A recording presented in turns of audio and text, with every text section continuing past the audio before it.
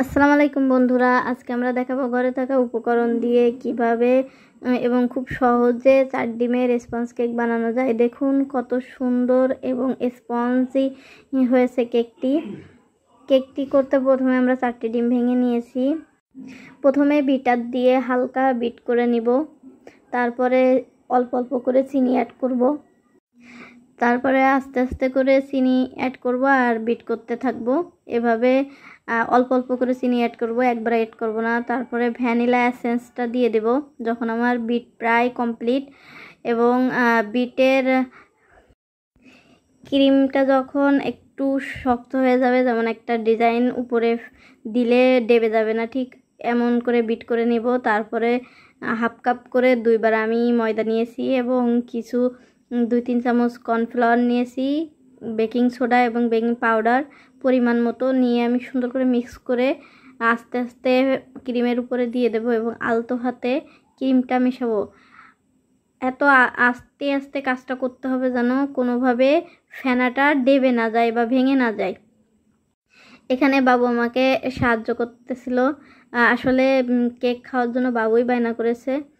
এখন খাওয়া কেক বানানোর জন্য বাদাম ছিল না ঘরে, এই জন্য বলছি একটা স্পঞ্জ কেক বানিয়ে দিব। বাটি আগে থেকেই রেডি করে রাখছিলাম। এবার আস্তে করে ক্রিমটা ঢেলে নিলাম।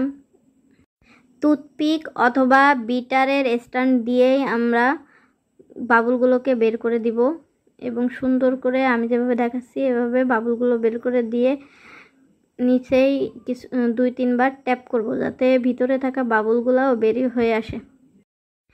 আমি যেহেতু চুলাতে কেকটি বানাবো তাই আস্তে করে চুলাতে বসিয়ে দিলাম।